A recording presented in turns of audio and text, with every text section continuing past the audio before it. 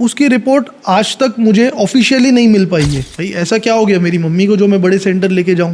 रात में कोई भी सीनियर डॉक्टर्स नहीं थे वहाँ पे। रोज मेरे से 1 लाख रुपए लेते थे उन लोग। मैं ऐसे खड़े रहता था उनके सामने हाथ जोड़ के, आपकी मम्मी का 80% लंग्स डैमेज हो गए।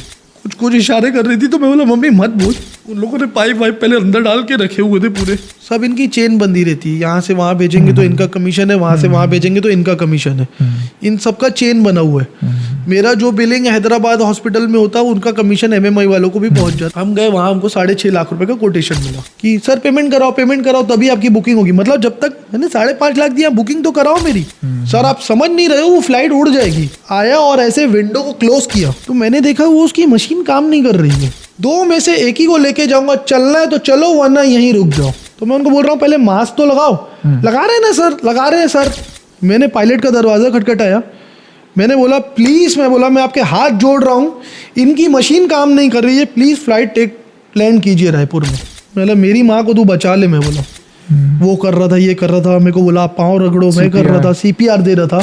उनके पास जो सीपीआर मशीन एम्बुलेंस में लगी हुई थी वो भी काम नहीं कर रही थी। Oh my God. फ्लाइट में मशीन काम नहीं कर रही थी ऑक्सीजन की। मेरी फ्लाइट वापस लैंड हो गई है, मैं मम्मी को लेके हॉस्पिटल आ रहा हूँ, आप प्लीज हॉस्पिटल के बाहर खड़े रहिएगा। पूरे रेड एम्बुलेंस के स्टाफ भाग गए वहां से। पूरे रेड एम्बुलेंस के स्टाफ भाग गए। मैं तो रोने लग गया। मैंने बोला मार दिया तुम लोगों ने मेरी माँ को। 8 महीने 9 महीने में मिला है, सिर्फ आश्वासन मिला है। इंसाफ की उम्मीद दूर दूर तक कहीं भी नहीं है। क्या है, बहुत रसूखदार लोगों से चलता है हॉस्पिटल। ऐसे ही मेडिकल माफिया इंडिया में पनप नहीं रहा है। पापा बोले तेरी मम्मी को एक आखिरी दिन घर तो आने दे। बोले मैं और परेशान हो गया, मैं क्या करूं। पहले एक तो इनके कारण मेरी मम्मी की जान चली गई है, पोस्टमार्टम नहीं होगा तो एफआईआर नहीं होगी, मैं क्या करूं, मेरे को समझ नहीं आ रहा था। नहीं, गलत बात है, आप कहीं भी इंटरव्यू मत दो, मैं कार्रवाई करूंगा, तुम्हारा हॉस्पिटल बंद करवाऊंगा। डे 1 से मैं बोलता यही हूँ। तो मैंने सीधा सीधा डॉक्टर की कॉल रिकॉर्डिंग डाल दी। बोल भी आप रहे हो कि डिस्चार्ज करा के बड़े सेंटर जाओ, रेफर भी आप कर रहे हो और डामा एक्ट में साइन भी आप करा रहे हो। उसके बाद फुल स्टॉप लग गया। उसके बाद थाने जाऊँ, फिर थाने से वापस स्वास्थ्य विभाग जाऊँ, फिर स्वास्थ्य विभाग से वापस थाने जाऊँ। इनके ऊपर क्या कार्रवाई की जाए, किसके तहत, वो भी आप बताओगे, स्वास्थ्य विभाग बताएगा। मेरे पापा बोले भैया वो देख लो, मैं कर्जा लेके अपनी बीवी का इलाज करवाया था। तो गौरव सिंह जी जो कलेक्टर हैं रायपुर के, तो उन्होंने बोला नहीं आपको अगर पैसों का प्रॉब्लम है तो 2-3 लाख मैं अभी दे देता हूँ, अपने जेब से दे देता हूँ, पैसे वैसे नहीं चाहिए, बस कार्रवाई करवाओ। मैं बोला ये बीच का बंदर वाला खेल खेल रहे हैं मेरे साथ। इतना बड़ा हॉस्पिटल है, क्या मजाक लग रहा है क्या? चप्पलें घिस जाएगी कोर्ट में जाओगे तो। दूर न्याय की उम्मीद भी दूर दूर तक कहीं भगवान बना दिया, भगवान आपको न्याय नहीं दे रहे, नहीं दिला पा रहे भगवान न्याय।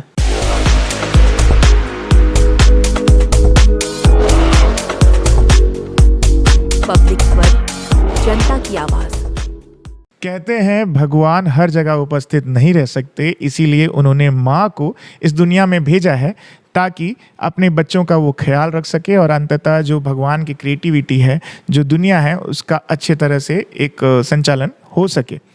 तो हमारे साथ एक ऐसी शख्सियत मौजूद है जिन्होंने एक भगवान को नहीं बल्कि 3 भगवान को माना, लेकिन वे भगवान भी उनका साथ नहीं दे पाए।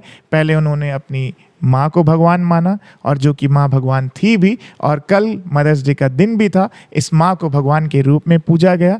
दूसरी बार जब उनकी माँ की मृत्यु हो गई तब उस भगवान की लड़ाई को लेकर के वो दूसरे भगवान के पास पहुँचे मृत्यु के पहले, तब डॉक्टर को भगवान माना, डॉक्टर के पास वे गए, लेकिन डॉक्टर ने भी उनके साथ छलावा किया और उनकी माँ की दर्दनाक मौत हुई। फिर उन्होंने आखिर में शासन को भगवान माना और छत्तीसगढ़ के मुख्यमंत्री विष्णुदेव साय को भगवान के रूप में पूजना शुरू किया। साथ ही स्वास्थ्य मंत्री श्याम बिहारी जायसवाल को उन्होंने फोटो लगाकर पूजा शुरू कर दी, जिसका वीडियो भी वायरल हो रहा है। हमारे साथ मौजूद है जो इस सारे दर्द के पीड़ित है, हमारे साथ मौजूद है ओम खेमानी जी रायपुर के, जो लगातार अपनी लड़ाई को लड़ते आ रहे हैं अपने माँ की मौत के। भारती खेमानी जी, हमारे आपका बहुत बहुत स्वागत है इस पॉडकास्ट में।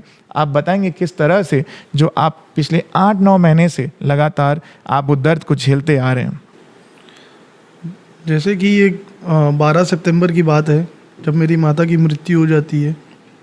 उसके बाद मेरा एक रोता हुआ वीडियो सोशल मीडिया में वायरल होता है बहुत ज़ोरदार वायरल होता है, तो उसको देख के सारी जनता बहुत इमोशनली अटैच हो जाती है इससे। और जहाँ जनता की आवाज़ उठती है वहाँ सरकार को आवाज़ उठानी पड़ती है, क्योंकि जनता की आवाज़ ही देश की आवाज़ है। तो जनता ने बहुत मांग की कि इस हॉस्पिटल पे कड़ी कार्रवाई होनी चाहिए, ये होना चाहिए, ऐसे होना चाहिए, इस हॉस्पिटल को बंद करना चाहिए, इस एम्बुलेंस को बंद करना चाहिए। उसको देखते हुए हमारे छत्तीसगढ़ के स्वास्थ्य मंत्री जी श्री श्याम बिहारी जायसवाल जी ने एक जांच कमेटी का आदेश दिया। जो जांच कमेटी ने अस्पताल, रेड एम्बुलेंस और फ्लैप एविएशन को दोषी पाया, लेकिन उसकी रिपोर्ट आज तक मुझे ऑफिशियली नहीं मिल पाई है। अनऑफिशियली मुझे वो रिपोर्ट मिली है। ओम भाई, सभी लोग जानते हैं कि उस वक्त क्या कुछ हुआ, और कहीं ना कहीं पूरा देश भी अपना दिल जब जुड़ चुके थे, पूरे प्रदेश के वासी भी।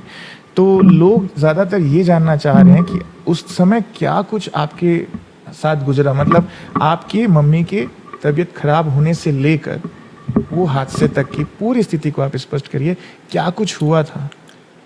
एक दिन मेरी मम्मी की तबीयत ख़राब हो गई अचानक, तो मैं अपनी मम्मी को पास के क्लिनिक लेके गया। तो वहाँ डॉक्टर जी ने कहा कि आप ये टेस्ट करा के आइए। जैसे ही हमने टेस्ट करा के आया तो उसमें निमोनिया पॉजिटिव आया। तो फिर डॉक्टर ने कहा कि आपकी मम्मी को निमोनिया है। और अब वो डॉक्टर बहुत अच्छे थे, मतलब हमें बहुत ट्रस्ट था उनके ऊपर। और वो हमको एक दिन में, मतलब हम कितनी भी वर्स्ट कंडीशन में उनके पास जाते थे, वो हमें एक दिन में ठीक करके घर भेज देते थे। तो मेरा सर आप यहीं नहीं, बोले मेरे पास नहीं है, मैं रात में ट्रीटमेंट भी नहीं करता हूँ, मेरा क्लिनिक बंद हो जाता है, आपको बड़े सेंटर जाना पड़ेगा। तो जैसे कि मैं रायपुर टाटीबन में रहता हूँ और जस्ट एम्स हॉस्पिटल के बगल में मेरा घर है। अगर मैं घर से कूदूँगा और तो मैं एम्स हॉस्पिटल के अंदर पहुँच जाऊँगा सीधा। लेकिन मैंने सोचा कि मेरी मम्मी की तबीयत ख़राब है, मुझे पैसा वैसा थोड़ी बचाना है, मैं अच्छे बड़े प्राइवेट हॉस्पिटल ले जाता हूँ अपनी मम्मी को। जैसे डॉक्टर ने कहा कि आपको बड़े सेंटर जाना पड़ेगा, तो मैंने बोला नहीं सर, आप जहाँ सजेस्ट कीजिए अच्छी जगह, हम वहाँ चले जाएंगे। तो डॉक्टर ने सजेस्ट किया कि आप रेफ़र किया नारायणा MMI हॉस्पिटल चले जाइए। तो 2 तारीख को ही हमने वहाँ क्लिनिक से रात में ही 8-9 बजे करीब अपनी मम्मी को नारायणा MMI हॉस्पिटल में शिफ्ट किया। शिफ्ट करने के बाद अब मैं बहुत घबरा गया था, मैं रोने लग गया था। जैसे ही मेरी मम्मी, पहले तो मैं डर गया कि मैं बड़े सेंटर जाऊं क्यों, भाई ऐसा क्या हो गया मेरी मम्मी को जो मैं बड़े सेंटर लेके जाऊं, मैं आपके पास लेके आऊँ, थोड़ी सी तबीयत ख़राब है, आप ठीक करके दो मम्मी को।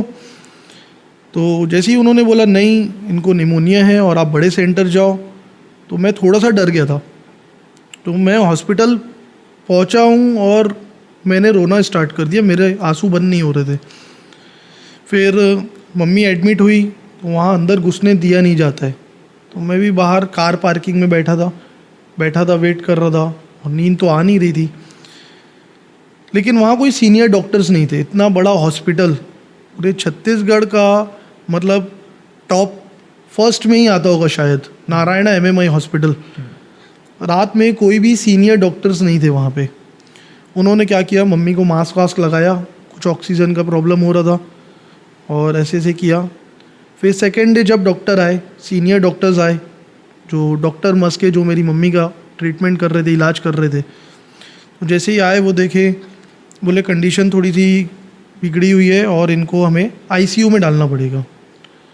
तो सबसे पहला सब्जेक्ट तो यही बनता है कि अगर कंडीशन थोड़ी वर्स्ट है, कुछ प्रॉब्लम है, तो रात से लेके सुबह तक आपने मेरी मम्मी को, मतलब आपके वहाँ पे क्यों रखा, इमरजेंसी वार्ड में रखा हुआ था। मतलब इतना बड़ा हॉस्पिटल है कि आप अगर वहाँ जाएंगे, फिर आप कार पार्किंग से अगर कहीं अंदर जाएंगे ना, तो आप थक जाएंगे कि इतना बड़ा हॉस्पिटल है, इतने बड़े उसमें कैंपस में फैला हुआ है वो। तो वो डॉक्टर आए, फिर उन्होंने बोला ICU शिफ्ट करेंगे। ICU शिफ्ट किए, ऐसा वैसा। तो हम रोज़ डॉक्टर मस्के से कंसल्ट करते रहते थे, पूछते रहते थे, दिन में एक बार वो हमें मिलते थे। और नारायणा MMI हॉस्पिटल के जो वहाँ के जो रूल्स रेगुलेशंस है ना, जो वो बहुत ज़्यादा ख़राब है। मुझे मेरी मम्मी को देखने नहीं दिया जाता था। तो मैं जाता था तो वहाँ गार्ड खड़ा रहता था, आपको अंदर नहीं जाने देंगे। अरे भाई मेरे को देखने दो, मेरी मम्मी की तबीयत ख़राब है। मेरे को ऐसा लगता था मैं अपनी मम्मी के पास रहूँ एनी टाइम। तो नहीं जाने देंगे, ऐसे करेंगे वैसे करेंगे। तो इस बीच मैंने क्या किया था, एक फायर एग्ज़िट वाला रास्ता होता है, मैंने एक फायर एग्ज़िट का रास्ता ढूंढा कि मैं जाके अपनी मम्मी से जब मेरा मन करे मैं मिल सकूं, देख सकूं कि हाँ भाई मेरी मम्मी ठीक है कि नहीं है। तो पीछे से एक रास्ता था जो किसी को नहीं पता है, जो मतलब वहाँ ऐसे मेरे जैसे बहुत लोग तड़पते थे, अपने जो उनके परिवार वाले थे कि उनको अंदर जाना है, मिलना है, अपने किसी के फादर एडमिट है, किसी का कोई बेटा एडमिट है। तो मैंने 1-2 जन को तो अपने साथ मैंने वहाँ से घुसाया भी। कोई रोता था, कोई खड़े रहता था, कोई परेशान रहता था, चलो मैं आपको लेके चल रहा हूँ। तो मैं पीछे फायर एग्ज़िट वाले रास्ते से उनको लेके जाता था। मैं अपनी मम्मी को देखता था, ठीक है, मम्मी को इशारा करता था, मम्मी ठीक है, चलेंगे 1-2 दिन में यहाँ से चलेंगे, चले जाएंगे, ऐसे करके ठीक हो जाएगी। तो फिर उसके बाद धीरे धीरे तो जैसे डॉक्टर बोलते थे कि इम्प्रूवमेंट है, ऐसा है ऐसा है। रोज़ एक बार आते थे मॉर्निंग में डॉक्टर मस के, तो हम उनसे मिलते थे, मैं और मेरे फादर। तो बोलते थे नहीं ठीक है, अभी इम्प्रूवमेंट है, अभी ऐसा है, अभी वैसा है। ठीक है, मन में संतुष्टि रहती थी कि ठीक है, ठीक हो रहा है, 2-4 दिन की बात है, ठीक करके चले जाएंगे। निमोनिया कोई एकदम जानलेवा बीमारी नहीं थी कि आपकी उसका कोई क्योरेबल डिसीज़ नहीं है। निमोनिया बहुत इजी क्योरेबल डिसीज़ है अगर आपका ट्रीटमेंट सही तरीके से हो तो अब हमने मतलब बाहर भी बहुत लोगों से पूछा, अप्रोच किया, नहीं बोले डॉक्टर मस्के आपकी मम्मी का इलाज कर रहे हैं, ठीक हो जाओगे, निमोनिया कोई बहुत बड़ी प्रॉब्लम नहीं है। किसी को फ़ोन करते रहते थे सर उस बीच में। ऐसे दिन निकलते गए। तो जब 5th डे हुआ तो अचानक उन्होंने एक दिन रात को फ़ोन किया 2 बजे। वो उनका बहुत वर्स्ट सिस्टम है प्राइवेट हॉस्पिटल्स का, रोज़ मेरे से 1 लाख रुपए लेते थे उन लोग। बस फ़ोन करते थे, आप आइए। मैं बाहर ही एक गेस्ट हाउस लेके मैं बाहर स्टे कर रहा था कि कुछ भी होता था तो वो मुझे तुरंत कॉल करके बुलाते थे। अच्छा, और किस लिए कॉल करते थे कि मैं आऊँ जहाँ मेरी मम्मी एडमिट थी, वहाँ से मुझे एक पेपर दिया जाता था, उसको लेके मैं जाता था बिलिंग काउंटर में, फिर वो वहाँ से सील लगता था, फिर वो पेपर मैं वापस सबमिट करता था।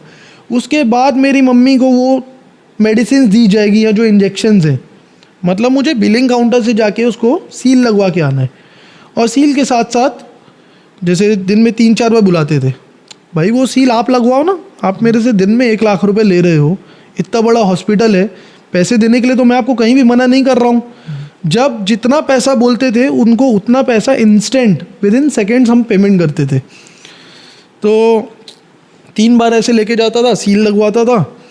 उसमें से एक बार उन लोग बोल देते थे आपका इतना बिल हो गया, 1 लाख रुपए और जमा करो। फिर मैं पेमेंट निकाल के उनको कार्ड पेमेंट या जो भी मैं उनको दे देता था। फिर ऐसे करते करते 5th डे हुआ, एक दिन रात को 2 बजे उन्होंने फ़ोन किया। वो बे टाइम में फ़ोन करते थे कि मतलब इनका अगर कोई घर का मेंबर या एडमिट है ना तो ये अब हमारे गुलाम हैं, इनको हम जब चाहे फ़ोन करेंगे, जब चाहे बुलाएंगे। मतलब एकदम बहुत बेकार सिस्टम बना के रखा है प्राइवेट हॉस्पिटल्स में। 2 बजे फ़ोन किए, बोले आपकी मम्मी की तबीयत बहुत वो हो गई है, हमें इनको वेंटिलेटर में डालना पड़ेगा। मैंने बोला यार 4 दिन से मैं रोज़ डॉक्टर से आके मिल रहा हूँ, इम्प्रूवमेंट है, ये इम्प्रूवमेंट है, आप वेंटिलेटर में डाल रहे हो। मैं डर गया बहुत, और मैं बहुत वो हूँ, थोड़ा सा सेंसिटिव टाइप का हूँ। मैं रोने लग गया एकदम। भाई आप मेरी मम्मी को वेंटिलेटर में डालोगे, मतलब वेंटिलेटर की एक इमेज ही ऐसी क्रिएट हुई माइंड में कि मतलब वो बहुत ऑलमोस्ट लॉस्ट है जैसे वो। मैं बहुत डर गया। मैं रोते रोते अपने फादर को फ़ोन किया। मेरे पापा निकले रात के 2 बजे, घर से आए। मैं ही हॉस्पिटल में रहता था, पापा घर में रहते थे, बहन थी, दादी थी। तो मैं फ़ोन किया पप्पा को, मेरे पप्पा भी आए, रोते रोते आए वो भी। वो मेरा पप्पा ये बोल रहे हैं कि वेंटिलेटर डालेंगे करके। तो पप्पा आए रात के 2 बजे, तो उनको बोले मेरी वाइफ को कुछ नहीं होना चाहिए। और डे 1 से मैं भी जब जाता था तो कोई भी वहाँ पे नर्स हो, कोई भी जो डॉक्टर थे या डॉक्टर की जो असिस्टेंट थी, मैं ऐसे खड़े रहता था उनके सामने हाथ जोड़ के। मैं नर्स को बोलता था अब प्लीज़ मेरी मम्मी का ध्यान अच्छे से देना, क्योंकि मुझे तो आप खड़े नहीं होने दे रहे हो वहाँ पे, आप यहाँ से कहीं जाना मत, आप यहीं रहना। तो वो बहुत कोऑपरेटिव थे, वहाँ के जो ग्राउंड लेवल के जो स्टाफ थे नो डाउट बहुत अच्छे थे। तो वो नहीं भाई आप टेंशन मत लो, आपकी मम्मी हमारी मम्मी जैसी है, हम ध्यान देंगे, ऐसे करेंगे वैसे करेंगे। मतलब बहुत अच्छे थे। मतलब जो साथ दिया ना, मुझे ऐसा लगता है वो उन्होंने ही साथ दिया मेरा। वहाँ की जो नर्सें थी, ये थी वो थी, मैं उनको कहता था दीदी प्लीज़ ध्यान देना मेरी मम्मी का अच्छे से। फिर मेरे फादर आए, फिर बोले आपको यहाँ पे साइन करना पड़ेगा, हम इनको वेंटिलेटर में डाल रहे हैं।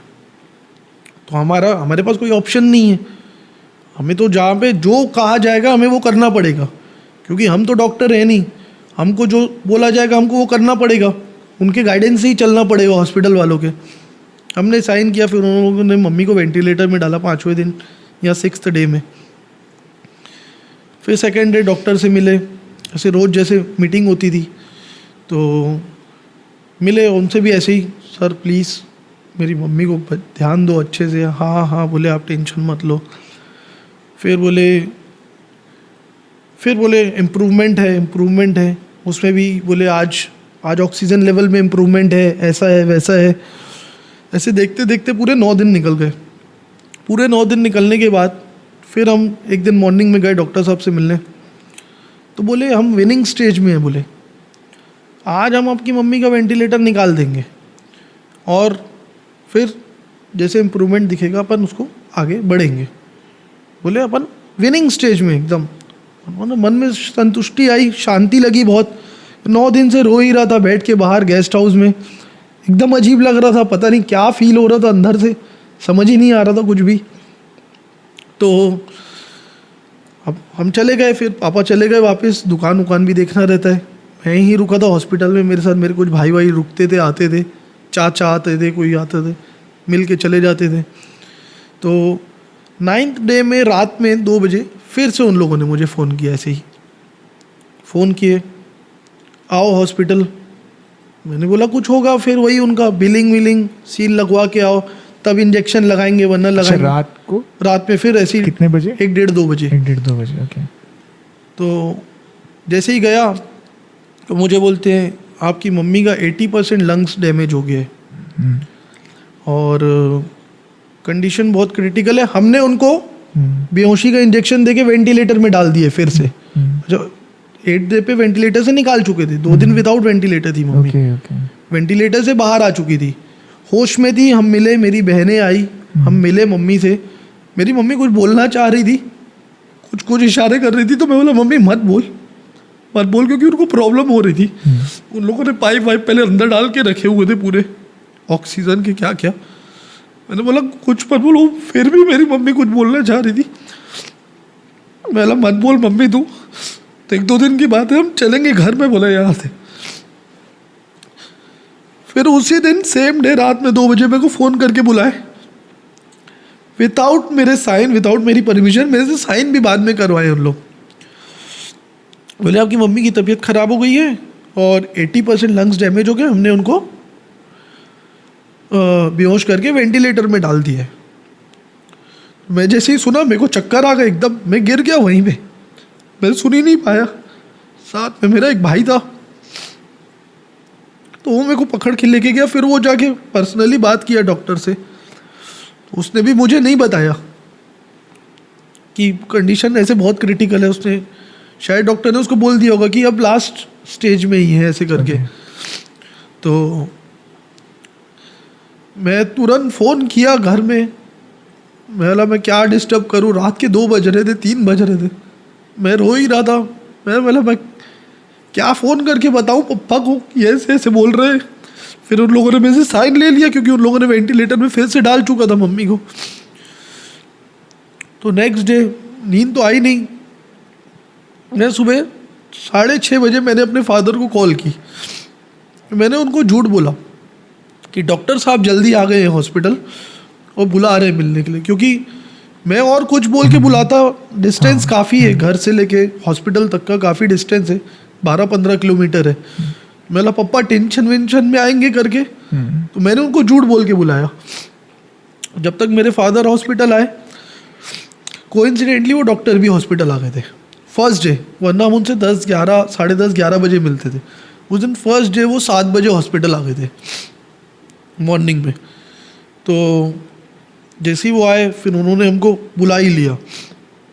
हम गए डॉक्टर मस्के से मिलने, तो बोले कि अब वो अपनी डॉक्टरी लैंग्वेज में सब बताते हैं, अब वो हमको दिखाए कंप्यूटर में खोल के, देखो जिस दिन आए थे उस दिन इतना निमोनिया था लंग्स में, आज इतना फैल गया। तो जिस दिन आए थे उस दिन तो कुछ निमोनिया दिख ही नहीं रहा था, लेकिन जो टुडे की कंडीशन दिखा रहे थे वो ऑलमोस्ट लंग्स डैमेज दिख रहे थे उसमें। बोले, मैं बोला डॉक्टर साहब कल तक आप हमको बोल रहे थे हम विनिंग स्टेज में हैं, वेंटिलेटर भी निकल गया था, ऑल ऑफ सडन क्या हो गया? बोले नहीं वो क्या हो जाता है हमको समझ नहीं आता है, ह्यूमन बॉडी है, ऐसा है वैसा है, उनसे मिस्टेक हुई है जो वो छुपाते हैं। फ़िलहाल ये मुद्दा अभी नहीं है, जब मैं अपनी सारी लड़ाइयाँ हार जाऊँगा ना तब मैं इन मुद्दों में कोर्ट में एक दिन लड़ूंगा।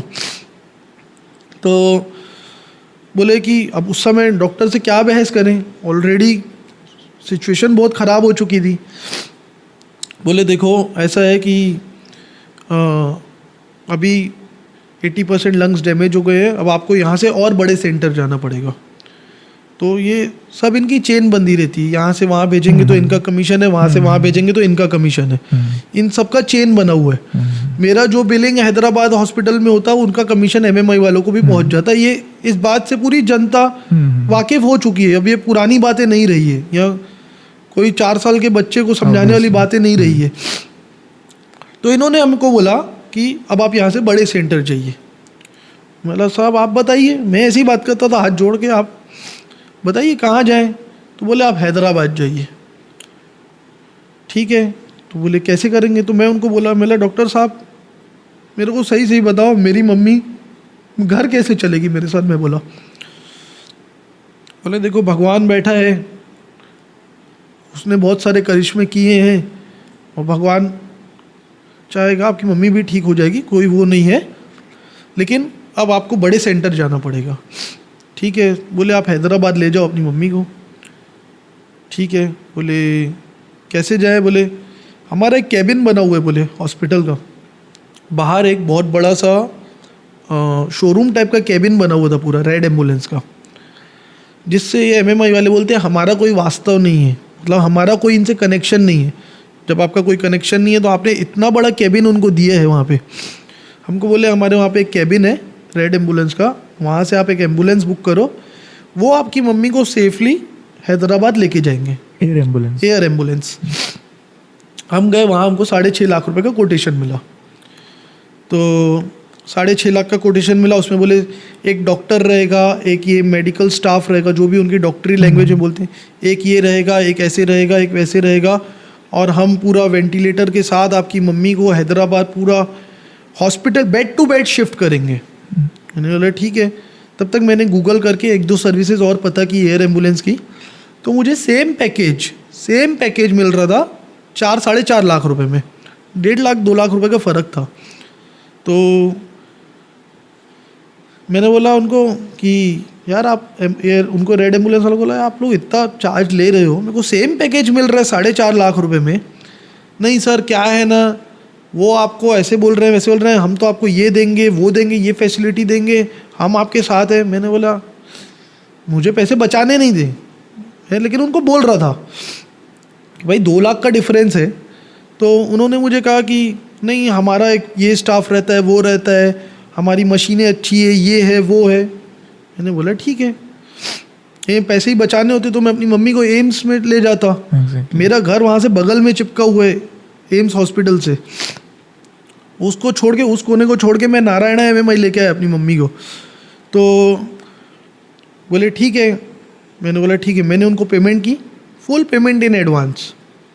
मैंने उनको शायद 50,000 1 लाख कम दिया था, उसके लिए भी वो मेरे को एकदम मतलब खून पी गए थे कि सर पेमेंट कराओ तभी आपकी बुकिंग होगी। मतलब जब तक मैंने 5.5 लाख दिया, बुकिंग तो कराओ मेरी, बाकी के आपके 50,000 70,000 80,000 मैं दे रहा हूँ ना, मैं भाग तो नहीं रहा हूँ और मैं बोल भी नहीं रहा हूँ। जब तक कोई मेरे फैमिली मेम्बर कोई कहीं से पैसा लेके आए, अब आदमी लाखों रुपए तो जेब में लेके हॉस्पिटल घुसता नहीं है, ज़रूरत पड़ती है किसी से मंगाता है फैमिली मेम्बर से। जब तक मेरे चाचा वाचा पैसे से लेके आ रहे थे तो वो रुकने को नाम ही नहीं ले। अब मैंने उनको पेमेंट की, अब वहाँ उनका गेम स्टार्ट होता है पूरा रेड एम्बुलेंस का। अब क्या पेमेंट उनको मिल गई है, फुल पेमेंट इन एडवांस। अब हम उनके भी गुलाम हो गए, जैसे हम एमएमआई के गुलाम हो गए थे, अब हम इनके भी गुलाम हो गए हैं। सर जल्दी करो। मैं बोला यार डिस्चार्ज हो रहा है मेरी मम्मी का, मैं कैसे जल्दी करूँगा, वो तो डॉक्टर करेंगे, जो करना है। तो नहीं सर आप समझ नहीं रहे हो, वो फ्लाइट उड़ जाएगा। ये पेमेंट लेने के बाद ये वर्डिंग्स है उनकी, सर आप समझ नहीं रहे हो वो फ्लाइट उड़ जाएगी। मैंने बोला फ्लाइट उड़ जाएगी? तो जो डॉक्टर मस्के थे उनकी जो असिस्टेंट थी वो दीदी दीदी बोलता था मैं, तो मैं बोला यार दीदी, मैं बोला देखो, मैं बोला जल्दी डिस्चार्ज कराओ, वो मेरे को बोल रहे हैं कि फ़्लाइट उड़ जाएगी। तो वो उन्होंने मुझे बहुत कोऑपरेट किया। मुझे तो अभी उनका नाम भी याद नहीं आ रहा है, सेव होगा कहीं मेरे फ़ोन में। तो बोला यार दीदी देखो, और मैं उनके सामने भी 5-6 बार रो चुका था, तो वो बहुत अटैच्ड थी मेरे से। तो उन्होंने फ़ोन किया, क्योंकि था तो MMI वालों के कैंपस में ही और उनके अंडर में ही था वो रेड एम्बुलेंस। फ़ोन किया उसको, बोले पेशेंट के फैमिली मेम्बर ऑलरेडी बहुत डरे हुए हैं और आप उनको और परेशान मत करो करके उन्होंने फ़ोन करके बत्ती दी सीधा एम्बुलेंस वालों को। फिर उन्होंने मेरे को जो बात में एक चीज़ बताई, बोले अरे उनके पास क्या है ना, एक पटना से कहीं ऑर्डर है, शायद पटना टू दिल्ली या दिल्ली टू पटना, उस फ्लाइट के पास एक और ऑर्डर था कोई पेशेंट को शिफ्ट करने का, इसलिए वो हड़बड़ी कर रहे हैं। बोले यार आपके पास कोई भी ऑर्डर हो, मैंने पेमेंट दिए, पहले मेरे को ले जाओगे ना आप अच्छा पेमेंट लेने के बाद जल्दी करो वरना फ्लाइट उड़ जाएगा। ये कोई बात थोड़ी होती है, आप पटना के लिए कोई दूसरा अरेंजमेंट करो। 6.5 लाख रुपए ले रहे हो आप मेरे से। दीदी ने उनको बत्ती दी, जो डॉक्टर की असिस्टेंट थी। तो फिर ले दे के डिस्चार्ज हुआ, और डिस्चार्ज करवा के हम लाए, एम्बुलेंस में डाले। जब तक मेरी मम्मी आए ना, तो मैंने उनको बोला एम्बुलेंस वालों को कि आप AC स्टार्ट करो, एम्बुलेंस का AC स्टार्ट करो। रोड एम्बुलेंस थी। तो हाँ सर हाँ, ऐसे करके गाड़ी स्टार्ट कर दिया उन लोगों ने। मतलब कितना वो बेवकूफ़ समझते हैं किसी को, मतलब इतना बेवकूफ़ समझते हैं उन लोग। गाड़ी स्टार्ट कर दिए। अब जैसे ही मम्मी आई, मेरी मम्मी तो बेहोश थी, रात में बेहोश कर दिए थे, वापस वेंटिलेटर में डाल दिए थे। हमने मम्मी को उसमें बैठाया, मैं अंदर गया तो ऐसे तप रही थी वो पूरी गर्मी से एम्बुलेंस। क्यों हॉस्पिटल्स में AC लगाए जाते हैं, क्यों हर हॉस्पिटल्स में AC लगाए जाते हैं, वो रिलीफ रहता है, पेशेंट को रिलीफ रहता है उससे, और खासकर जिनको प्रॉब्लम है। तो मैं जैसे ही बैठा, तो वो जो मैडम थी जिन्होंने हमसे 6.5 लाख पेमेंट ली थी और रेड एम्बुलेंस की पूरी वो ड्रेस पहन के बैठी थी, खड़ी थी वो, मैंने उनको कांच से बोला, मैंने बोला दीदी आपके एम्बुलेंस में AC काम नहीं कर रहा है। तो वो शायद उसको उसकी माँ से प्यार नहीं होगा, इसलिए वो किसी की माँ का दर्द नहीं समझ पा रही थी। उस बेशरम लड़की ने क्या किया, आया और ऐसे विंडो को क्लोज किया, और क्लोज करते करते क्या बोला मालूम है, सर आप अभी जाइए, आपका फ्लाइट खड़ा है, और उन्होंने विंडो तक बंद कर दिया। ये बात जब मैंने स्वास्थ्य विभाग को बताई, जो वहाँ अधिकारी डॉक्टर्स थे, तो वो सुन के डर गए। बोले एक तो ऑलरेडी उनके एम्बुलेंस में AC काम नहीं कर रहा है, फिर वो विंडो तक बंद कर रही है, तो सफोकेशन कितना होगा अंदर। मैंने बोला ठीक है, विंडो खोले, चलना चालू हुई गाड़ी। थोड़ी सी गाड़ी आगे बढ़ी, मैंने देखा वो जो स्टाफ था, जो रेड एम्बुलेंस में कोई भी डॉक्टर नहीं था, कोई भी डॉक्टर नहीं था, एक स्टाफ था सिर्फ, जो डॉक्टर नहीं था, उसके पास कोई डॉक्टर की डिग्री नहीं थी। वो रेड एम्बुलेंस का स्टाफ था। मास्क वास्क लगाए, मम्मी को लेके निकले। तो थोड़ा आगे जाने के बाद तो क्या है ना, एक इंजेक्शन वाली मशीन आती है, जैसे इंजेक्शन लगाओगे वो टाइम ड्यूरेशन के हिसाब से धीरे धीरे करके वो मशीन प्रेस करती है उसको। वो मैनुअली हम नहीं कर सकते, वो कुछ मिनट में कुछ पॉइंट्स ऐसे वो ml ऐसे करके डालती है शरीर में। शायद इन्फ्यूजन मशीन बोलते हैं उसको, इन्फ्यूजन मशीन बोलते हैं। तो मैंने देखा वो उसकी मशीन काम नहीं कर रही है। तो मेरे पास वो वीडियो है, मैंने वो रिकॉर्ड कर लिया। और मैं बहुत डरा हुआ था, लेकिन फिर भी मैंने बोला मैं तुम्हारा ये रिकॉर्ड करके रखूँगा। तो मैंने देखा उसकी मशीन काम नहीं कर रही है। तो मैंने बोला भैया आपकी मशीन काम ही नहीं कर रही है। मैं बोला कुछ नहीं होता है, कुछ नहीं होता है, ये तो मैं हाथ से दबा दूंगा, वो कुछ नहीं होता है भैया बोलता है। जब कुछ नहीं होता है तो उस मशीन को आपने लगाया क्यों है एम्बुलेंस में, जब आप हाथ से ही उसको प्रेस कर सकते हैं। पहले उसने बहुत देर ट्राई की उस मशीन को स्टार्ट करने की। मैं बोला यार अब एम्बुलेंस स्टार्ट हो गई है, रोड एम्बुलेंस, हम on the way to airport है। अब मैं बोला क्या करूँ, मेरा जो डर था धीरे धीरे ऐसे मतलब मेरे को घेरते जा रहा था। ऐसी ऐसी सिचुएशन क्रिएट होती जा रही थी कि मेरे को समझ में कुछ नहीं आ रहा था। मैंने बोला क्या करूं साला, कुछ समझ ही नहीं आ रहा है। ठीक है हम चलते जा रहे हैं।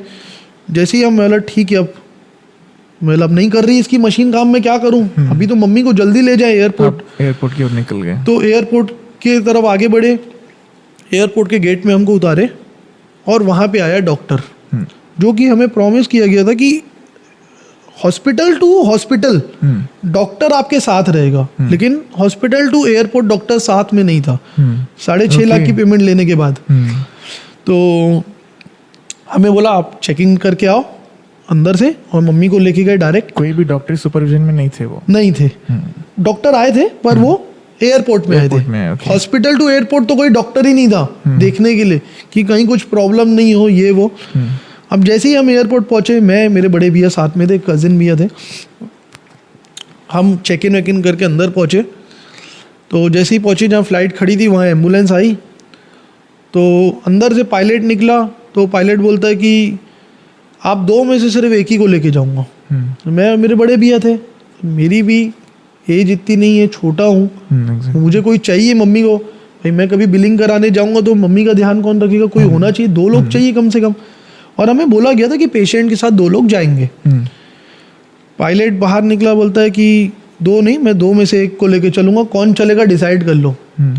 तो मैंने बोला ऐसे कैसे बोल रहे हो आप, भाई हमारी बात हुई है, हमें 2 बोर्डिंग पास मिले हैं, ऐसे कैसे बोल रहे हो, और मैं अकेले कैसे जाऊंगा यहाँ से अपनी मम्मी के साथ, मुझे कोई तो चाहिए यार। मैं पानी पीने जाऊंगा, फ्रेश होने जाऊंगा, कहीं जाऊंगा तो कोई तो चाहिए मुझे जो मेरी मम्मी के साथ खड़े रहेगा, आप तो नहीं खड़े रहोगे वहाँ पे। तो हमारी उनसे बहस चल रही थी। तो उतने में वो क्या बोलते हैं, मतलब अड़ियल बेशरम किस्म के जो लोग होते हैं ना, वो ही लोग मिले हैं मेरे को MMI हॉस्पिटल में, रेड एम्बुलेंस में, और वो फ्लैप एविएशन में। तो 2 में से एक ही को लेके जाऊंगा, चलना है तो चलो वरना यहीं रुक जाओ। ये वर्डिंग्स है उनकी बात करने की। क्या उनको उनका पेमेंट मिल चुका है ना, Exactly. अब वो जो बोलेंगे हमको करना पड़ेगा। अब हम उनके गुलाम हो गए हैं, वो बोलेंगे उठ तो उठ, वो बोलेंगे बैठ तो बैठ। तो मैंने बोला सुनने समझने को तो तैयार है नहीं वो। हमने उससे बात की, बहस की, वो माना नहीं। तो मेरे बड़े भैया बोले तू जा अपनी मम्मी के साथ, वो कज़िन भैया थे मेरे, बोले तू तो जा, मैं पीछे से दूसरी फ्लाइट लेके आ रहा हूँ, तू डर मत, बोले मैं पीछे से आ रहा हूँ। तो मैंने बोला ठीक है भैया आओ। मैं बोला जल्दी आना भैया, मैं अकेले कैसे करूँगा वहाँ। अब एम्बुलेंस से मेरी मदर को शिफ्ट कर रहे हैं एयरक्राफ्ट में, एयर एम्बुलेंस में। तो एयर एम्बुलेंस में शिफ्ट करते टाइम जब जैसे ही स्ट्रक्चर बाहर निकाले, तो प्रॉपर वहाँ मैन पावर भी नहीं है उनके पास। उसमें भी मैं हेल्प कर रहा हूँ, मैं उठा रहा हूँ, हेल्प कर रहा हूँ और अंदर डलवा रहा हूँ। अच्छा वहाँ से मास्क निकाले हैं, रोड एम्बुलेंस से मास्क निकाल दिए और छोड़ दिए हैं। अब वो शिफ्ट कर रहे हैं। तो मैं उनको बोल रहा हूँ पहले मास्क तो लगाओ। लगा रहे हैं ना सर, लगा रहे हैं सर, टेंशन मत लो सर, आप लगा रहे हैं। अब मैं बोला ये तो सुन ही नहीं रहे कोई। मेरी मदर को ऑक्सीजन का प्रॉब्लम है, मतलब रोड एम्बुलेंस से लेकर एयर एम्बुलेंस शिफ्ट करने तक कि उनके में मास्क भी नहीं लगाया? नहीं लगाए। अब भाई आपको ऐसा कुछ करना चाहिए कि लगाओ और फिर शिफ्ट करो। आप ऑक्सीजन ही हटा दिए हो, मतलब ये तो आप हत्या कर रहे हो, आप हत्या कर रहे हो किसी की। और ये जो मेडिकल माफिया लोगों की जो जड़ें फैल गई है पूरे इंडिया में, तो ये मेडिकल माफिया के कुछ लक्षण है जो मैं अभी सबको बता रहा हूँ आज पॉडकास्ट में आपके, कि एक ही जन को ले जाऊंगा, चलना है तो चलो वरना यहीं रुको अपने पेशेंट के साथ, क्योंकि पेमेंट मिल चुकी है। हर जगह जो इन लोगों ने बात की है ना, कि कोई गुंडे लेवल से कम बात नहीं की है मेरे से। तो अब ऐसे मैं बोला जल्दी मैंने भी अब हेल्प की उनकी कि मैं अपनी मम्मी को एयरक्राफ्ट में डालूं, एयर एम्बुलेंस में डालूं। एयर एम्बुलेंस में डालते ही उनके लिए पहले मास्क लगाना इंपॉर्टेंट नहीं था, उन्होंने तुरंत गेट बंद किया। वो एयर एम्बुलेंस बहुत छोटे साइज का प्लेन होता है, लिमिटेड लोग ले रहे थे, वो 10 सीटर या 8 सीटर प्लेन रहता है, जिसमें एक स्ट्रक्चर आ गया तो 2-3-4 लोग ही और बैठ सकते हैं। तुरंत उन लोगों ने गेट बंद किया और फ्लाइट टेक ऑफ के लिए स्टार्ट हो गई, रनवे में चलना चालू हो गई। मैं उनको बोला सर जल्दी मास्क लगाओ, जल्दी लगाओ, जो मैं पहले से ही उनको बोल रहा हूँ। लगा रहे ना सर, आप टेंशन मत लो, आप बैठो, हम है ना, हम मैं एक डॉक्टर था, एक डॉक्टर के साथ कोई स्टाफ था।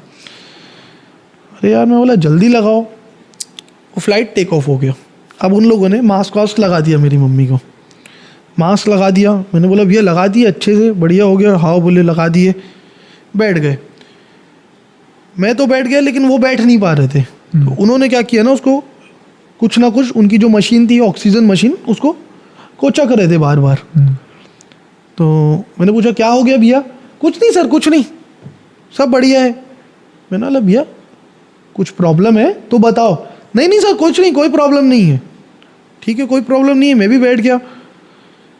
वो फिर मशीन को कोचक रहे हैं। मैंने बोला सर कोई प्रॉब्लम है तो प्लीज बताओ। मैं बोला रिस्क वाला कोई भी काम नहीं करो। मैं बोला अरे नहीं सर कोई प्रॉब्लम नहीं है, हम तो है ना सर, आप समझ ही नहीं रहे हो, आप शांति से बैठ ही नहीं रहे हो।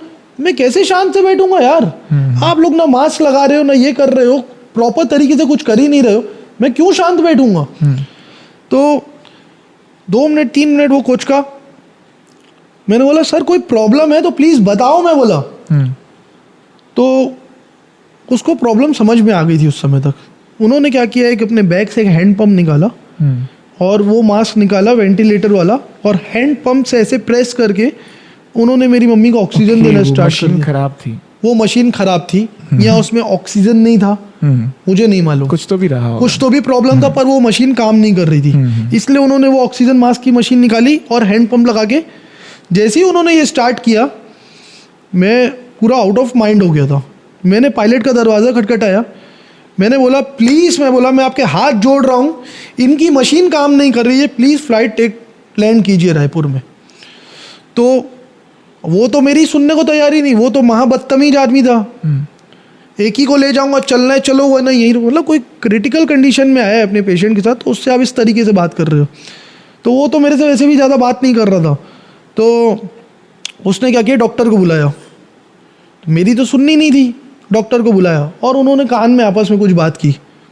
अब वो क्या बात की वही जाने, बस कान में उससे बात करते ही तो उसने बता दिया होगा डॉक्टर ने उसको कि भैया वो मशीन काम नहीं कर रही है। 10 मिनट्स के अंदर वो फ्लाइट रायपुर लैंड हो जाती है वापस। वो रायपुर लैंड होती है, उसके बाद तुरंत वो एम्बुलेंस को बुलाते हैं, वो एम्बुलेंस आती है वापस, वही जो रोड एम्बुलेंस ही उसमें बैठाते हैं। मैं डॉक्टर को बोला मेरी माँ को तू हॉस्पिटल तक बचा ले भाई। मैं बोला तेरी भी माँ है भाई, मैं बोला मेरी माँ को तू बचा ले। मैं बोला हाओ भैया हाओ, मैं कर रहा हूँ। वो जो भी कर रहा था, फिर वो हाथ से जो ऐसे पंप करते हैं जैसे वो कर रहा था, ये कर रहा था। मेरे को बोला पाँव रगड़ो, मैं कर रहा था, CPR दे रहा था। अच्छा और मज़ेदार बात, CPR से आपने बोला, उनके पास जो CPR मशीन एम्बुलेंस में लगी हुई थी वो भी काम नहीं कर रही थी। Oh my God. ये मुझे स्वास्थ्य विभाग में एक अधिकारी ने बताया, डॉक्टर ने, कि बोला CPR कोई भी हाथ से कितनी देर तक दे रहा था। मैंने बोला शायद उसने 5-10 मिनट दिए। बोले कोई 1-2 मिनट से ज़्यादा दे ही नहीं सकता, ताकत ही नहीं है। बोले हैंड से CPR देने की ताकत ही नहीं है। बोले उनके पास वो CPR की भी एग्जैक्टली नहीं थी फैसिलिटी उस रोड एम्बुलेंस से। शायद लगा हुआ था लेकिन काम उनका कुछ भी नहीं कर रहा था उसमें, मुझे ध्यान नहीं है एग्जैक्टली। तो उसके बाद मैंने उस डॉक्टर को फ़ोन किया जो मेरी मम्मी का 10 दिन से ट्रीटमेंट कर रहे थे, डॉक्टर मस्के। सर ये क्या है, जब डॉक्टर बन जाते हैं ना तो ये इंसानियत भूल जाते हैं। तो मैंने उनको फ़ोन किया, मैं बोला सर वो मशीन काम नहीं कर रही थी, मेरी फ़्लाइट वापस उतर गई। रोते रोते पूरा रोने की आवाज़ में, मैं तो रो ही रहा था। मैं बोला सर फ्लाइट में मशीन काम नहीं कर रही थी ऑक्सीजन की, मेरी फ़्लाइट वापस लैंड हो गई है, मैं मम्मी को लेके हॉस्पिटल आ रहा हूँ, आप प्लीज़ हॉस्पिटल के बाहर खड़े रहिएगा। हॉस्पिटल के बाहर मतलब आप बिल्डिंग से बाहर आके खड़े रहिएगा, तुरंत मेरी मम्मी को देखना है आपको। हाँ आइए आप टेंशन मत लीजिए, आइए। मैं आया तो नहीं खड़े थे वहाँ पे। मैं इतने वर्स्ट कंडीशन में निकला हूँ, फ़ोन कर रहा हूँ आपको कि प्लीज़ देखो ऐसे हो गया कि मेरी फ़्लाइट लैंड हो के वापस आ गई है, आप प्लीज़ बाहर आ जाओ। वो बाहर आके नहीं खड़े थे।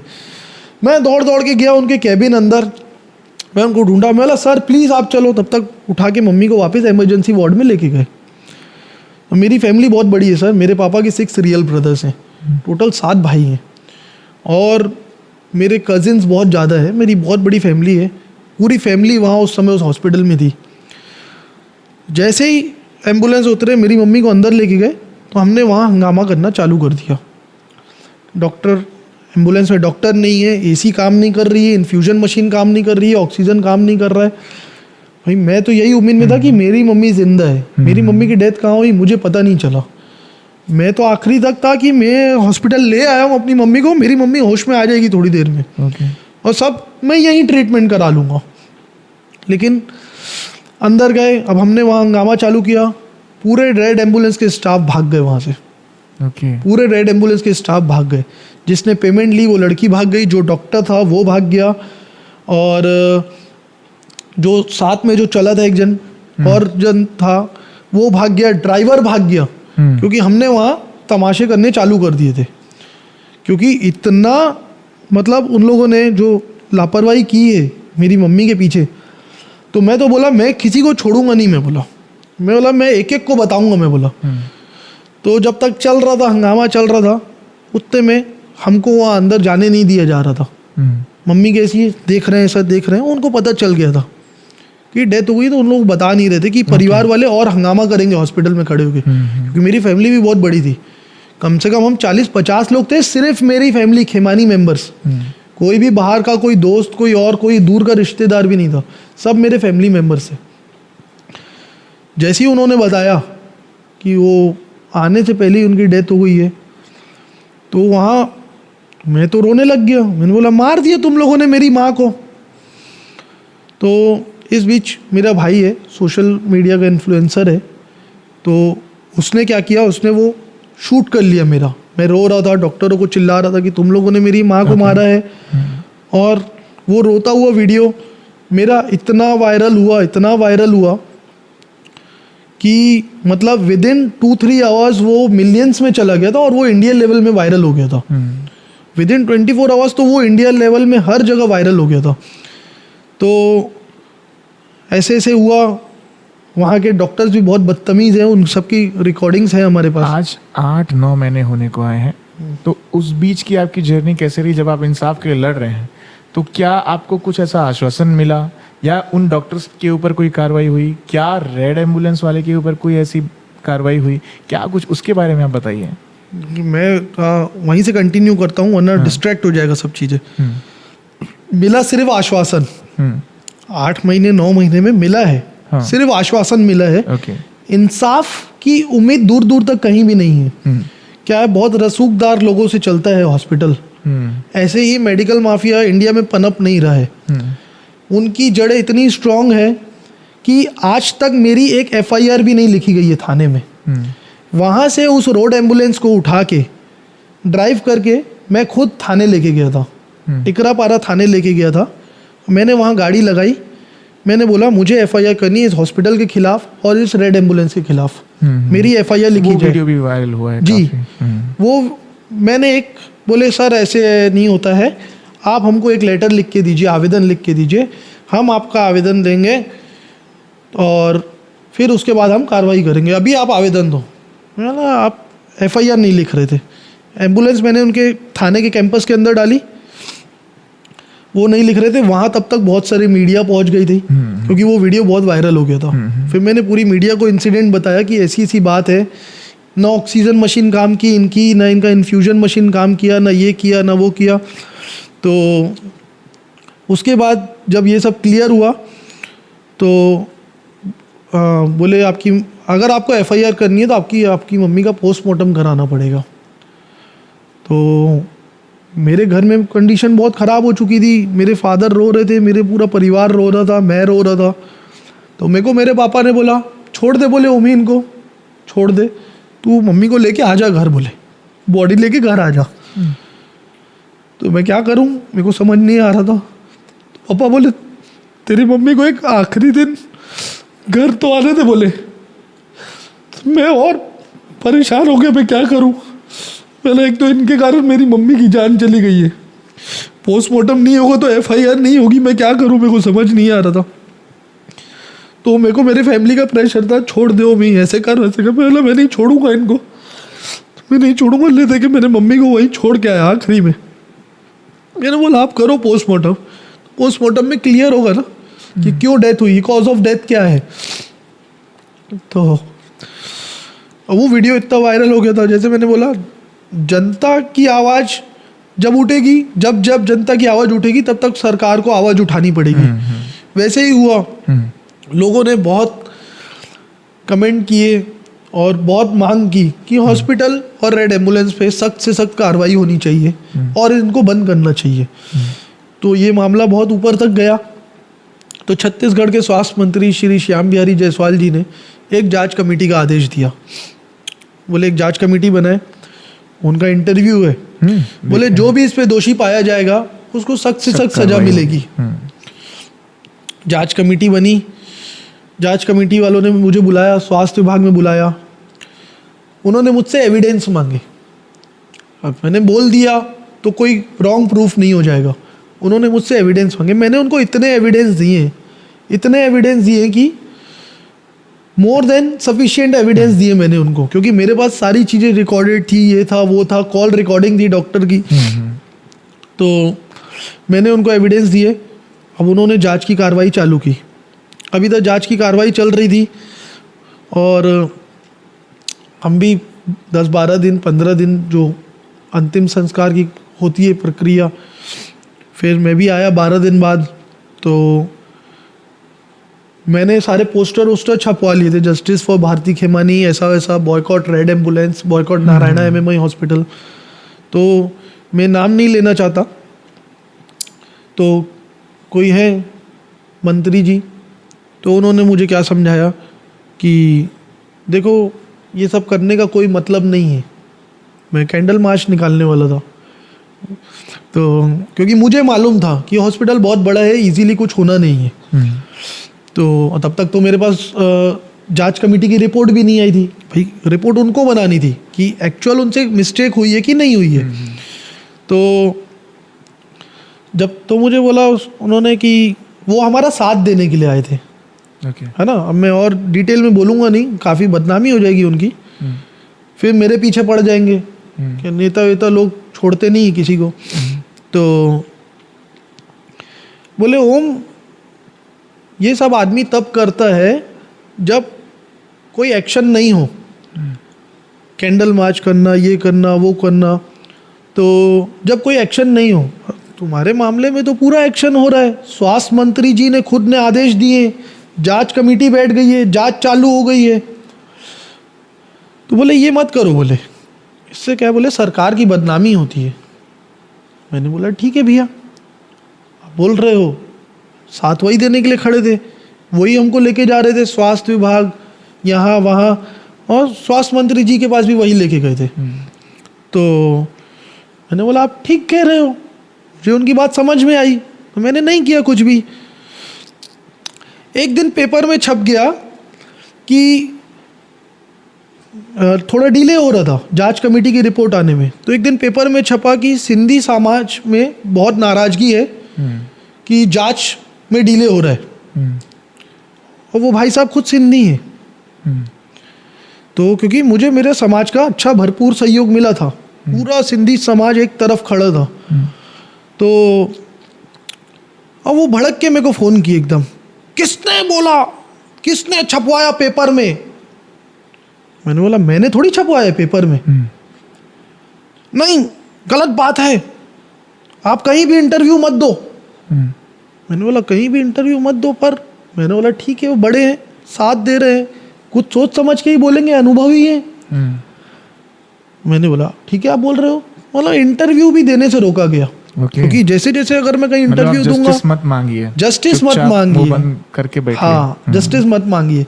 क्या आप इंटरव्यू दोगे, कहीं मीडिया में आएगा, कहीं न्यूज़ में आएगा। हॉस्पिटल की बदनामी डे बाय डे हो रही है। तो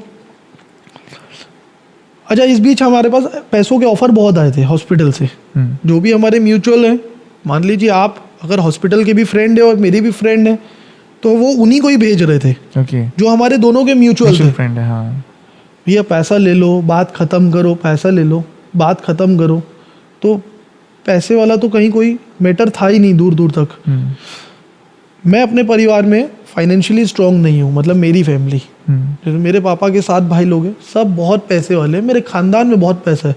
मैं खरीद लूँगा किसी को भी बैठे बैठे, लेकिन मेरे पास पर्सनली पैसे नहीं है। मैंने अपनी मम्मी का इलाज भी एक चाचा से लिया और एक अपने बड़े भाई कजिन भाई से लिया। आधा पैसा 2 लोगों ने दिया, तो मैंने अपनी मम्मी का इलाज कराया। मेरे पास पैसे नहीं थे, तो इन लोगों ने मेरे पास पैसों के ऑफर लाए, मैंने रिजेक्ट कर दिए। मुझे पैसा चाहिए नहीं। मैं कार्रवाई करूँगा, तुम्हारा हॉस्पिटल बंद करवाऊँगा। डे 1 से मैं बोलता यही हूँ। होगा क्या, वो भगवान मालिक है, वो भगवान जानता है। मेरे मन में यही है कि मैं तुम्हारे हॉस्पिटल में ताला लगवाऊँगा। जब तक जिंदा हूँ मैं यही कोशिश करूँगा। पैसों के ऑफर रिजेक्ट कर दिए, ये वो कर दिए। अब उन्होंने बोला आप इंटरव्यू भी मत दो, और हम इंटरव्यू भी देना बंद कर दिए। एक दिन क्या किया एमएमआई वालों ने, अब एमएमआई वालों को लगा कि ये बहुत बदनामी कर दी उनकी हॉस्पिटल की, तो एमएमआई वालों ने एक प्रेस कॉन्फ्रेंस की। और प्रेस कॉन्फ्रेंस में इतने झूठे मक्कार लोग हैं उन लोग, आपको बता रहा हूँ, वहाँ से मेरे को लगता है 80% 90% लोग जिंदा वापस नहीं आते जो वहाँ एडमिट हो गया ना। आप मेरे कमेंट्स में जाके देखोगे ना, मेरी भी मम्मी वहाँ गई है, मेरे भी पापा वहाँ गए हैं, मेरा भाई गया है, मेरी बहन गई है। मेरे इंसिडेंट के बाद भी बहुत बड़े बड़े इंसिडेंट्स वहाँ आए हैं दुनिया के सामने। हाँ, एक्चुअल में कोई लड़ता नहीं है जिस तरह से आप लड़ रहे हैं। हाँ, तो हैंड्स डाउन कर देते हैं लोग, हैंड्स डाउन कर देते हैं। मैं आपको बताऊंगा ना आगे। तो एमएमआई वालों ने एक प्रेस कॉन्फ्रेंस की, और प्रेस कॉन्फ्रेंस में जाके कहने लगे कि पूरी गलती परिवार वालों की है और पूरी गलती उसके बेटे की है। जबरदस्ती डिस्चार्ज करा के अपनी मम्मी को हैदराबाद लेके गया बोलते हैं। ओके। तो जैसे ही इनका आया तो हमारे पास कोई ना कोई आके बता देता था। अरे बोले वो तो बोल रहे हैं कि तुम्हारी गलती है पूरी। उन लोगों ने स्वास्थ्य विभाग को भी वही बोला था, और आज भी यूट्यूब में उनके वीडियो डले हुए हैं। आप सर्च करके देखोगे ना, आपको दिखेगा। हाँ, जनरली ऐसा होता है कि अगर पेशेंट के जो परिवार वाले होते हैं, परिजन होते हैं, उनसे साइन करवा लिया जाता है, और फिर वो आरोप लगाते हैं हाँ, कि मुझसे जो है ब्लैंक पेपर में, और वैसे ही कुछ किए होंगे जी। डामा एक्ट में साइन करवाते हैं डिस्चार्ज अगेंस्ट मेडिकल एडवाइस में, कि आपने डॉक्टर्स की परमिशन के बिना डिस्चार्ज करा रहे हो और आप अपने पेशेंट को लेके जा रहे हो, जबकि डिस्चार्ज वो ही खुद देते हैं, उसके बाद भी वो साइन कराते हैं। मतलब उनके अंदर का जो कमीनापन है वो सबको दिखाई दिया इस मामले के बाद। तो जैसे ही उन्होंने प्रेस कॉन्फ्रेंस की ना, तो हमें तो प्रेस कॉन्फ्रेंस करने की जरूरत नहीं पड़ी, क्योंकि दुनिया की नज़र मेरी प्रोफाइल में बनी हुई थी। मैं कुछ भी वीडियो डाल रहा था तो दुनिया वैसे ही उसको देख के शेयर कर रही थी। तो मैंने सीधा डॉक्टर की कॉल रिकॉर्डिंग डाल दी, क्योंकि मेरे पास तो डॉक्टर की कॉल रिकॉर्डिंग पड़ी थी, डॉक्टर मस्के की। उसको कोई प्रूफ नहीं कर सकता कि वो कॉल रिकॉर्डिंग सही नहीं है। मेरी उनसे बात हुई थी, तो उन्होंने उसमें क्लियर शब्दों में बोला है आप हैदराबाद लेके जाइए और बड़े सेंटर में इलाज कराइए। ओके। और मेरे पास एक 45 मिनट्स की एक रिकॉर्डिंग और पड़ी है कैबिन की, डॉक्टर की। वो भी मैंने रिकॉर्ड कर लिया था लास्ट डे में, जब वो हमें बोल रहे थे हैदराबाद जाइए। पूरी कॉल रिकॉर्ड, पूरी मतलब मैंने रिकॉर्ड करके रखी अपने फ़ोन में। तो मैंने ये डाला इंस्टाग्राम में, और जैसे ही मैंने डाला उनकी हवा टाइट हो गई हॉस्पिटल वालों की, कि उनका एक और झूठ पकड़ा गया और फेल हो गए वो फिर से। फिर स्वास्थ्य विभाग ने उनकी फटकार लगाई कि बोले आप सब चीज़ें झूठ बोल रहे हो, आपने उससे डामा एक्ट में साइन करवाए, वो पेपर्स मेरे पास आज तक पड़े हैं डामा एक्ट के। बोल भी आप रहे हो कि डिस्चार्ज करा के बड़े सेंटर जाओ, रेफर भी आप कर रहे हो, और डामा एक्ट में साइन भी आप करा रहे हो। तो स्वास्थ्य विभाग ने तय की लापरवाही, और पेपरों में, मीडिया में, हर जगह आ गया कि इस पे अस्पताल दोषी पाया गया है, रेड एम्बुलेंस दोषी पाया गया है। और उसके बाद क्या कुछ बस हुआ? उसके बाद का मैं आपको प्रोसीजर बता रहा हूँ। लड़ाई रुक गई, उसके बाद फुल स्टॉप लग गया उसके बाद। अब मैंने बोला ठीक है, हो गया ये, स्वास्थ्य विभाग जाऊं? बोले बस वो कल आपकी रिपोर्ट थाने पहुंच जाएगी, आप अपनी FIR कर लेना। ठीक है सर, मैं बोला वहाँ के जो मेन अधिकारी है, ठीक है सर, निकल गया। दूसरे दिन आया, भेज दिए थाने आपकी रिपोर्ट। थाने गया, हमारे पास कोई रिपोर्ट नहीं आई है। कैसी बात कर रहे हो, मैं स्वास्थ्य विभाग से डायरेक्ट यहीं आ रहा हूँ। बोले रिपोर्ट भेज दी। उस जांच रिपोर्ट में हॉस्पिटल को भी दोषी ठहराया गया? हाँ, या फिर रेड एम्बुलेंस को? तीनों को, MMI hospital, red ambulance and flap aviation जो एयर एम्बुलेंस थी, ओके, तीनों को दोषी ठहराया गया है। और तो और जो रिपोर्ट मुझे मिली नहीं है, जो मैंने मीडिया में देखे, ये स्क्रीनशॉट छपे हुए, उसमें ये तक लिखा हुआ है कि इनको 1 महीने का नोटिस देके इनका लाइसेंस कैंसिल किया जाए MMI हॉस्पिटल का। ओके। हाँ, तो उसके बाद ऐसे हमें घुमाते गए, थाने जाऊं, फिर थाने से वापस स्वास्थ्य विभाग जाऊं, फिर स्वास्थ्य विभाग से वापस थाने जाऊं। परसों दे देंगे, नर्सों दे देंगे। अरे वो क्या है ना, कलेक्टर साहब ने ना एक क्वेरी डाल दी है। अच्छा, क्वेरी डाल दी है, वो टाइम लगेगा थोड़ा सा, 10-15 दिन लगेंगे। ठीक है, 10-15 दिन लगेंगे तो छप गए पेपर वेपर में, इनकी गलती है, मैं अपना FIR 15 दिन बाद कराऊंगा जाके। कानूनी प्रक्रिया है, थोड़ी धीरे चलती है, सिस्टम ही हमारा ऐसा है इंडिया का। क्या क्वेरी डाले थे कलेक्टर साहब ने? शायद क्वेरी ये डाली गई थी कि इनके ऊपर क्या कार्रवाई की जाए, किसके तहत, वो भी आप बताओगे, स्वास्थ्य विभाग बताएगा। स्वास्थ्य विभाग ने पहली रिपोर्ट में बस ये लिख के दिया कि Narayana MMI hospital, flap aviation and red ambulance से लापरवाही बरती गई है, लेकिन इनके ऊपर एक्शन क्या लेना है वो आपने नहीं लिखा है। तो क्वेरी डाले, बोले हाँ गई है, क्वेरी के लिए गई है, फिर कोई अधिकारी देखा, ये देखा, तो घुमा रहे थे। इस बीच में कलेक्टर साहब के पास गया, गौरव सिंह जी कलेक्टर साहब हैं, रायपुर कलेक्टर। हाँ, तो बढ़िया अच्छे से मिले एकदम। मेरी आदत है पाँव छू के मिलता हूँ, जो मैनर्स सिखाए गए हैं घर में, मैं वैसे ही मिलता हूँ। मैं मिला उनसे तो बोले नहीं, बोले ये बहुत ही गंभीर मामला है बोले आपका, और जितना आपका पैसा लगा है मैं आपको पूरा पैसा भी दिलवाऊंगा बोले, और इनके ऊपर कार्रवाई करेंगे। एक क्वेरी आई है, क्वेरी डाला हूँ, वो क्वेरी की रिपोर्ट, अब वो रिपोर्ट वापस से बनेगी, रिपोर्ट बन के आ जाए फिर हम करते हैं। तो मैंने बोला ठीक है सर। तो जैसे मैं आपको बोला कि मेरे पास पर्सनली पैसे नहीं है, मतलब मेरे पापा फाइनेंशियली इतने स्ट्रांग नहीं है जितने मेरा बाकी परिवार स्ट्रांग है। तो मेरे पापा बोले भैया वो देख लो, मैं कर्जा लेके अपनी बीवी का इलाज करवाया था। तो गौरव सिंह जी जो कलेक्टर हैं रायपुर के, तो उन्होंने बोला नहीं आपको अगर पैसों का प्रॉब्लम है तो 2-3 लाख मैं अभी दे देता हूँ, अपने जेब से दे देता हूँ। अपनी जेब से? हाँ, उनकी वर्डिंग यही थी, उनकी वर्डिंग यही थी, नहीं आपको अगर एकदम हैंड टू माउथ वाली सिचुएशन है खाने पीने की एकदम, तो मैं बोला हाथ जोड़ के, और मैं जहाँ बोला मेरे पापा शांत हो जाते। मैं बोला सर कोई हम भूखे नहीं मर रहे हैं खाने पीने के लिए, मैं बोला पैसे ऐसे नहीं चाहिए, बस कार्रवाई करवाओ। मैं बोला ठीक है। क्या आपको लगा उस वक्त कि आपके जख्म को कुरेदा जा रहा था? उस समय तो ऐसा फील नहीं हुआ जेन्युइनली।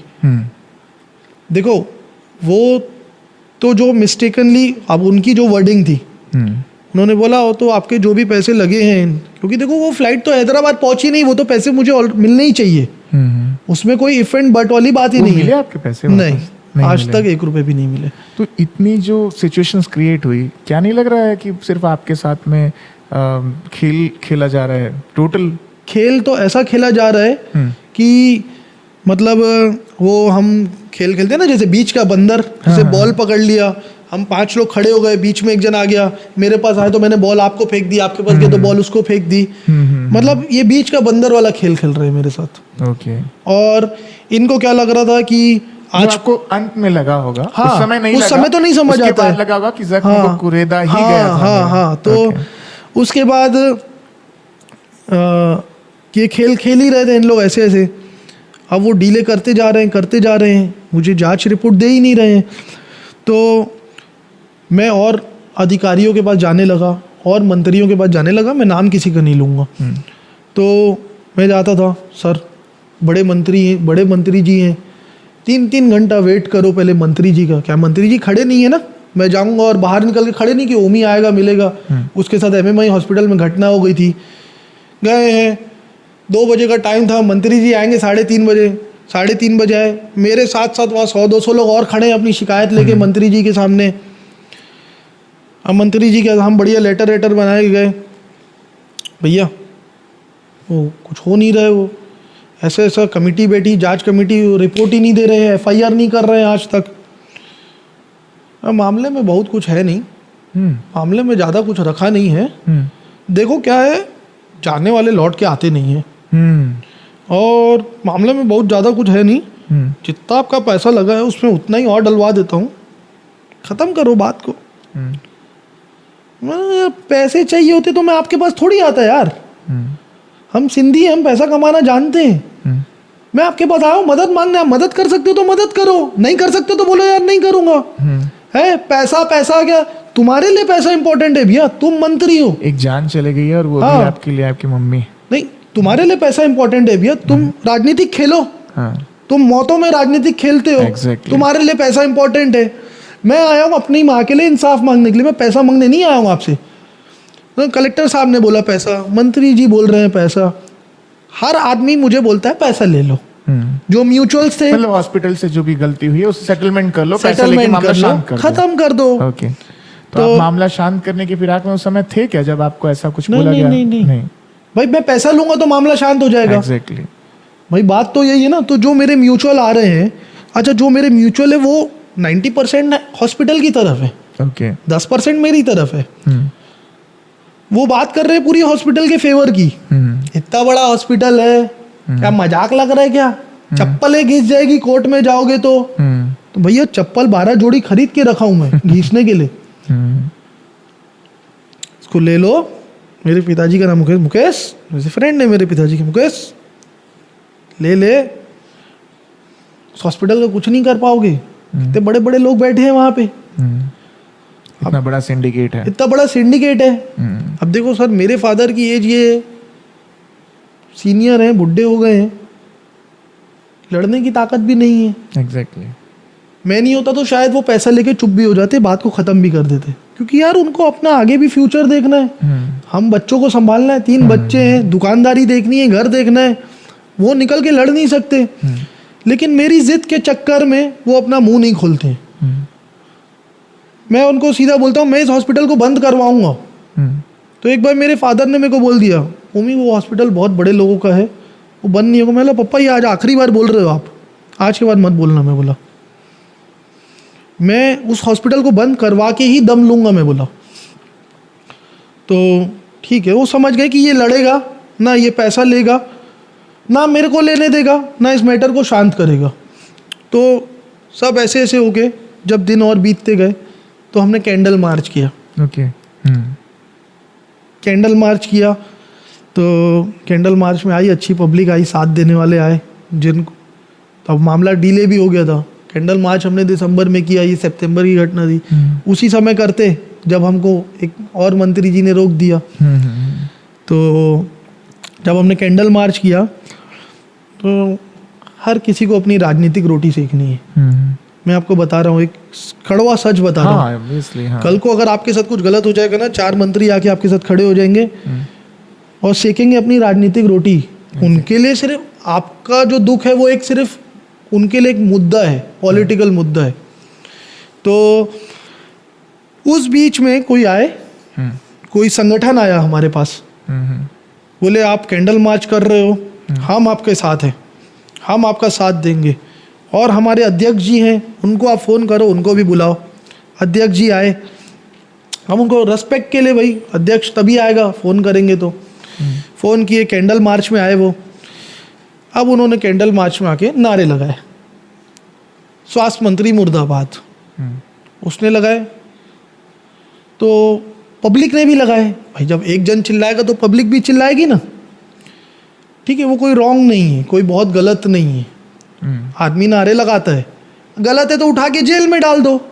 मैं बोल रहा हूँ, मेरे को उठा के जेल में डाल दो। तो इससे क्या है, एक बहाना मिल गया है।